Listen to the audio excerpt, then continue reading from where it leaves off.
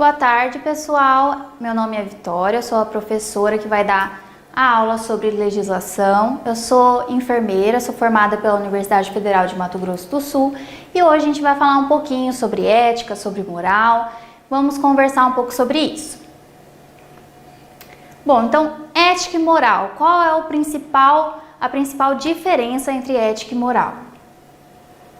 A ética ela é um conjunto dos princípios morais e valores que regulamentam os direitos e deveres de cada cidadão, ou seja, são estabelecidos e aceitos por um povo em um determinado tempo. Então, a ética ela é o conjunto desses princípios morais. Então, assim, vem a ética e dentro da ética estão os princípios morais.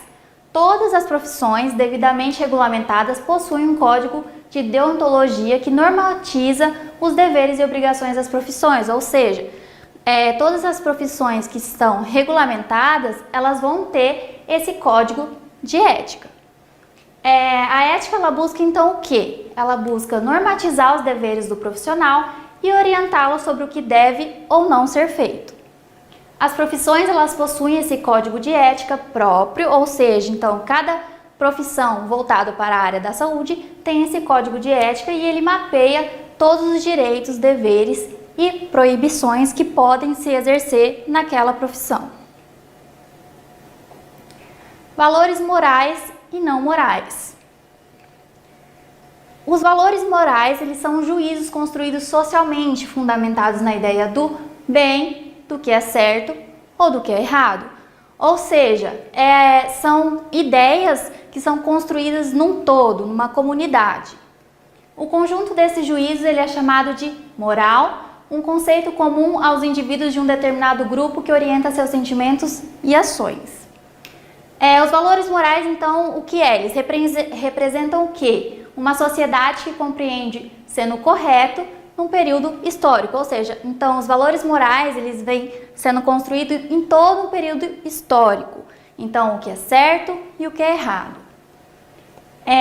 Esses valores eles servem como uma bússola moral para a orientação das ações, o chamado senso moral, um sentido capaz de gerar sentimentos positivos como admiração, felicidade, orgulho, mas também vem os sentimentos negativos, como a culpa, a vergonha e a tristeza. Tanto aos valores, aos costumes, às crenças, às culturas, aquilo que é considerado normal e padronizado numa sociedade, ou seja, eles são construídos de forma universal, eles são construídos com base nas experiências dos indivíduos de forma histórica, ou seja, conforme um período histórico.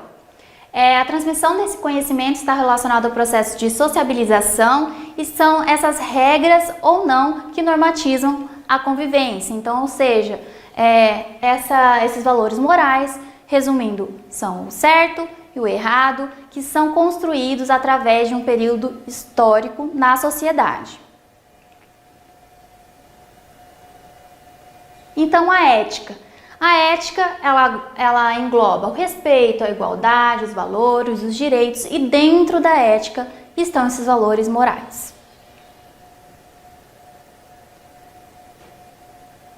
O que aqui ilustra muito bem o que eu acabei de falar. Então, os valores morais e não morais é aquilo que é certo ou errado conforme a concepção da sociedade, construído e elaborado durante um período histórico. A cidadania, A cidadania em relação a tudo que foi dito de ética e de valor moral. A cidadania, ela está relacionada os direitos do cidadão, do habitante, das cidades e estados da antiguidade. Então, é algo que se refere a esses direitos do cidadão. Na antiguidade, essa cidadania ela compreendia nos direitos políticos, civis, reconhecido a quem se qualificava como cidadão, porque antigamente nem todos eram considerados cidadão. Quem era considerado, eles tinham esse direito que chamamos de cidadania.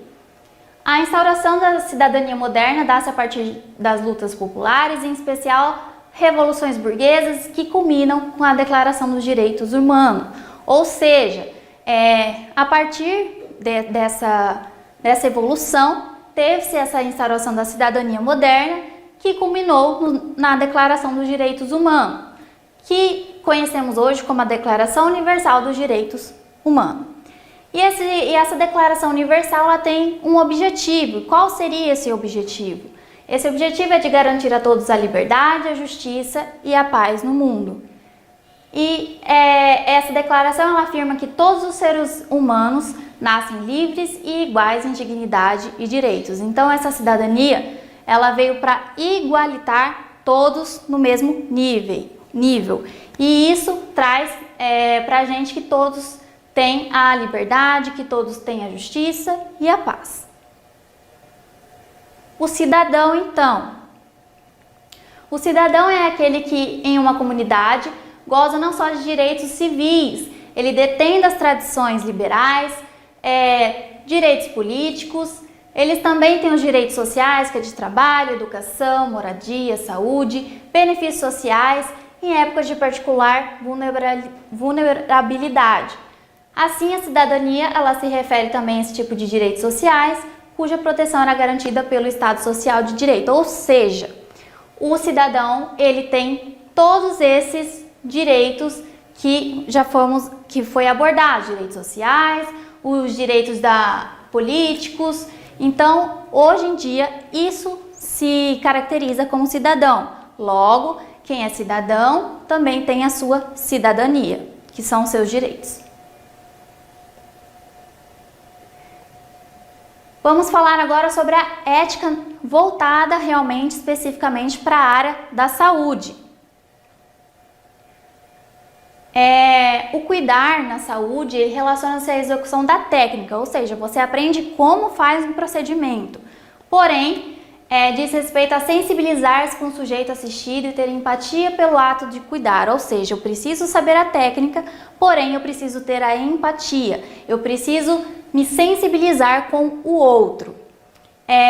A saúde ela trabalha com vidas a todo momento, sendo necessários cuidados e tratamentos serem baseados em ética e moral com princípios básicos. Ou seja, como a gente lida com pessoas o tempo todo, nosso trabalho precisa ser baseado em ética e moral.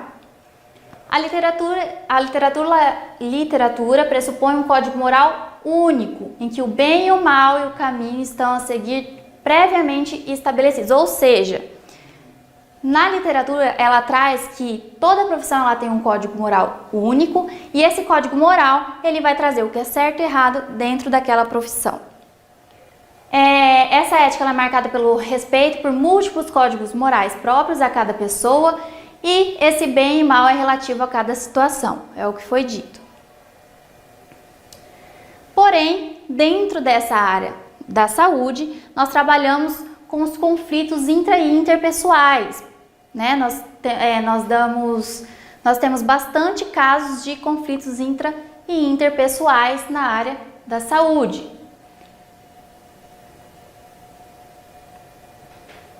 Então, os trabalhadores da saúde, eles se encontram expostos a diversas situações de sobrecarga. Por que sobrecarga?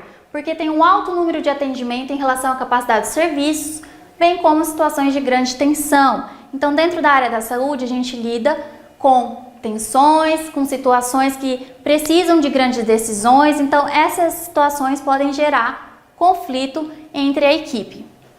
Essa tensão, ela culmina na má execução de suas devidas atribuições e a produção de um serviço que se distancia do esperado por seus preceitos éticos. Ou seja, às vezes, se não tivesse outras pessoas no mesmo ambiente, tudo ocorreria de forma correta. Porém, como nossa área da saúde normalmente é um trabalho em equipe, nós nos deparamos com os conflitos e isso pode levar a má execução dos nossos procedimentos, principalmente em frente à ética.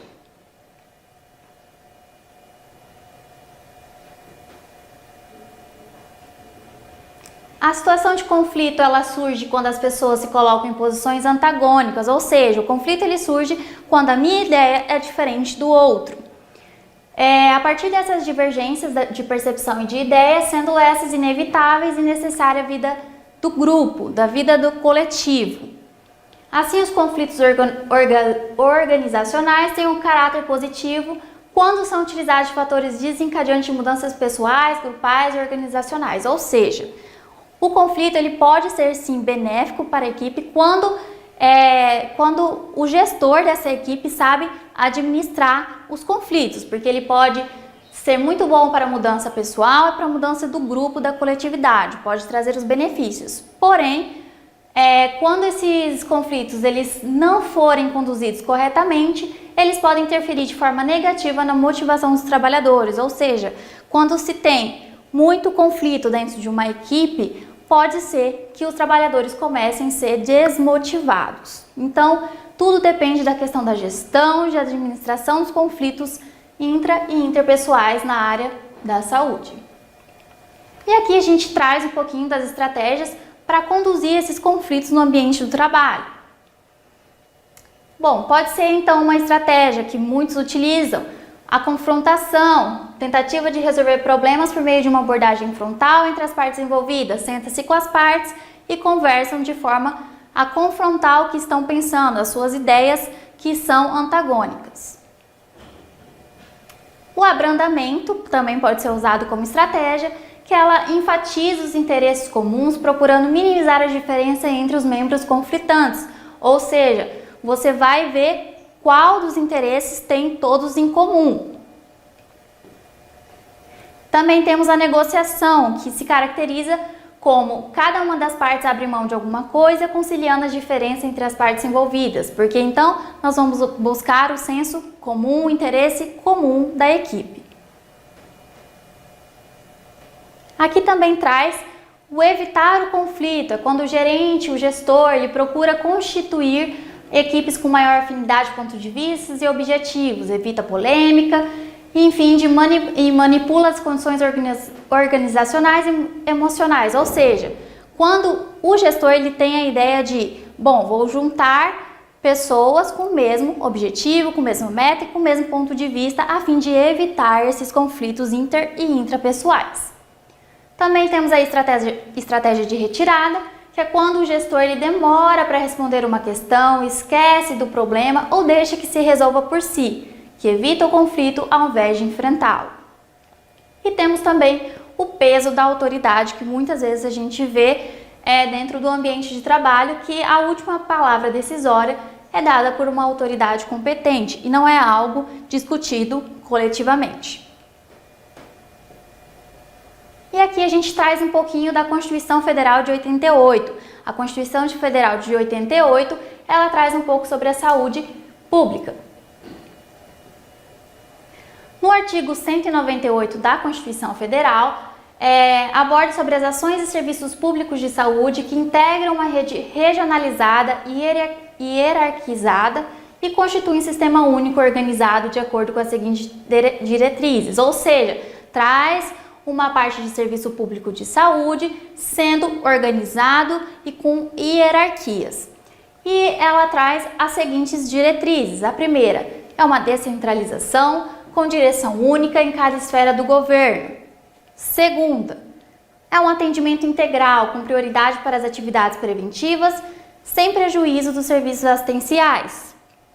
E a terceira é a participação da comunidade nesse serviço de saúde.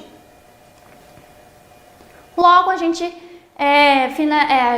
cai sobre o quê? Sobre o SUS, porque essa Constituição Federal de 88, ela aborda o que conhecemos como o SUS. Mas, enfim, o SUS é do governo, da prefeitura, dos médicos, dos bancos, né? Porque o SUS ele é um sistema unificado, ele é um sistema de rede organizada, que é o que aborda e o que traz a Constituição Federal de 88. Então, o SUS, ele é um conjunto de ações e serviços de saúde prestados por órgãos e instituições públicas, federais, estaduais e municipais, também da administração direta e indireta das fundações mantidas pelo poder público, que constitui o que conhecemos SUS. E isso está no artigo 4º da Lei Federal 8.080. O SUS ele trabalha com a mesma doutrina e os mesmos princípios organizativos em território nacional, responsabilidade das 3 esferas, ou seja, todas as medidas, tudo é igual, de forma igualitária, nos mesmos princípios organizativos, de forma nacional, nos territórios nacionais, porque ele é um sistema organizacionado, ele é um sistema hierarquizado. Ele não é um serviço ou uma instituição, o SUS não é algo único, ele é um sistema, ou seja, ele traz várias partes que são vinculadas uma à outra e isso se mantém o SUS, o sistema, uma rede. Significa um conjunto de unidade, de serviço, de ações que interagem para um fim comum. É isso que eu acabei de falar. É um conjunto de unidade, de serviço, de ações. Então, é cada ponto interligado. Então, essa Lei 8.080 de 90, ela dispõe sobre a promoção, a proteção e a recuperação da saúde, a organização e o funcionamento dos serviços, que é o que baseia também o SUS. E a outra lei que está firmado o SUS é a Lei 8.142 de 90, que ela dispõe sobre a participação da comunidade na gestão do SUS e das transferências intergovernamentais de recursos financeiros, ou seja, a comunidade ela tem direito e dever de participar de toda decisão que envolva o Sistema Único de Saúde. Então, com isso, a gente finaliza a nossa aula por hoje de legislação, de ética, valores morais, de cidadania e do SUS. Obrigada!